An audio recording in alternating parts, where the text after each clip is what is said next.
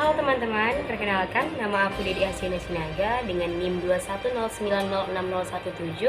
Aku dari program studi Ilmu Politik, Fakultas Ilmu Sosial dan Ilmu Politik Universitas Sumatera Utara. Pada kesempatan kali ini, aku akan menjelaskan mengenai perbandingan politik antara negara Irak dan juga Iran dalam mata kuliah Perbandingan Ilmu Politik. Sebelum kita masuk ke pembahasan, ada baiknya kita membahas apa sih sebenarnya pembangunan politik itu. Pembangunan politik merupakan salah satu kajian dalam ilmu politik yang hadir sebagai upaya untuk memahami perubahan sosial politik yang terjadi di negara-negara berkembang. Sebelum kita melanjut pembahasan mengenai kedua negara ini, saya akan menjelaskan terlebih dahulu profil kedua negara ini. Yang pertama adalah profil Irak. Republik Irak adalah sebuah negara di Timur Tengah atau Asia Barat Daya yang meliputi sebagian besar daerah Mesopotamia serta ujung barat laut dari pegunungan Zagros dan bagian timur dari gurun Suriah. Luas wilayah Irak adalah sebesar 438.317 km dengan jumlah penduduk sebanyak 39.192.111 jiwa. Mayoritas penduduk Irak adalah etnis Arab dan etnis Kurdi. Bahasa dua etnis mayoritas ini juga merupakan bahasa resmi dari negara ini. Sebanyak 99% penduduk Irak memeluk agama Islam. Ibu kota Irak adalah Baghdad. Sistem pemerintahannya adalah Republik Federal Parlementer.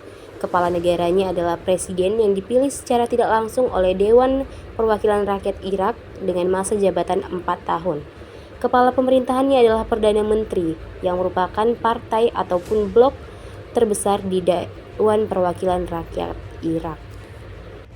Selanjutnya adalah profil negara Iran. Nama lengkap dari negara ini adalah Republik Islam Iran.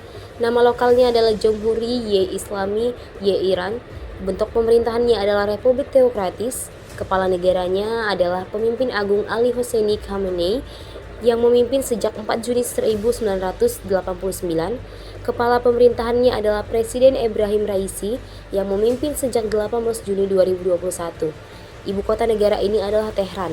Luas wilayahnya seluas 1.648.195 km persegi. Jumlah penduduknya sebanyak 85.888.910 jiwa. Suku bangsanya terdapat suku Persia, suku Azerbaijan, suku Kurdi, Lur, Baloch, Turkmen, dan suku-suku Turki. Bahasa resminya adalah bahasa Persia. Agama dari negara ini adalah Islam sebesar 99,4%. Membahas kedua negara ini antara negara Iran dan juga Irak adalah negara yang berkonflik militer berkepanjangan yang terjadi selama 8 tahun lamanya, yaitu sejak 1980 sampai 1988. Perang terbuka terjadi pertama kali pada 22 September 1980 ketika Angkatan Bersenjata Irak melakukan penyerbuan di Iran bagian barat, tepatnya di sepanjang perbatasan negara Iran. Perang ini disebut sebagai Perang Teluk I yang membawa dampak buruk bagi negara Irak dan Iran, termasuk pembangunan politik di kedua negara ini. Adapun latar belakang dari terjadinya Perang Teluk I ini diakibatkan oleh beberapa sebab penting seperti adanya perebutan wilayah strategis yaitu Sungai Salt al-Arab dari Provinsi Khuzestan. Karena bagi Irak maupun Iran, kedua wilayah tersebut sangat penting untuk menjadikan ambisi sebagai negara dominan di kawasan tersebut. Selanjutnya saya akan membahas mengenai perekonomian Irak pasca Perang Teluk I tersebut. Irak didominasi oleh sektor minyak yang telah memberikan sekitar 99,7% pendapatan devisa selama sejarah modernnya. Pada tahun 2021, sektor minyak menyumbang sekitar 92% dari pendapatan devisa. Ekonomi agraris Irak sampai sekarang mengalami perkembangan pesat setelah revolusi 14 Juli 1958 yang menggulingkan monarki Hashemite Irak. Itu telah menjadi ekonomi terbesar ketiga di Timur Tengah pada tahun 1980.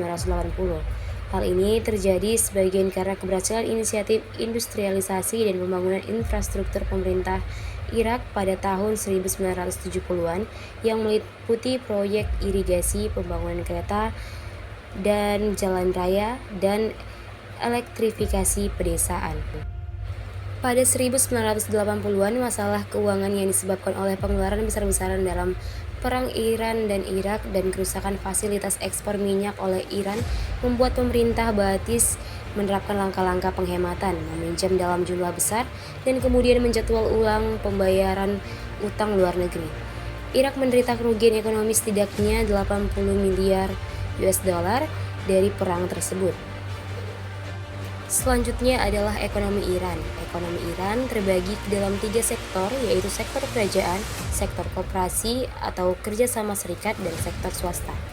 Sektor negara meliputi industri-industri berat, perdagangan internasional, pertambangan, perbankan, dan asuransi, irigasi, komunikasi, transportasi umum, dan lain-lain.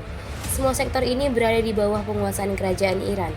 Sektor koperasi meliputi kerjasama serikat dan perusahaan-perusahaan swasta yang ingin mengembangkan operasi mereka di kawasan kota dan luar kota. Sektor swasta yang ada di negara ini mereka adalah konstruksi, pertanian, industri, perdagangan, dan jasa. Operasi-operasi ini bertindak sebagai penyokong sektor kerajaan dan koperasi. Peranan sektor swasta dikembangkan lagi dengan penswastaan 80% sektor negara.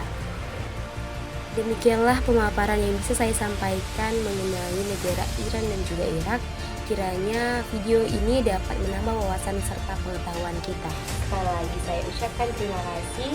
Saya Dede Hasyada Sinaga, saya pamit undur diri. Sampai jumpa di pertemuan selanjutnya.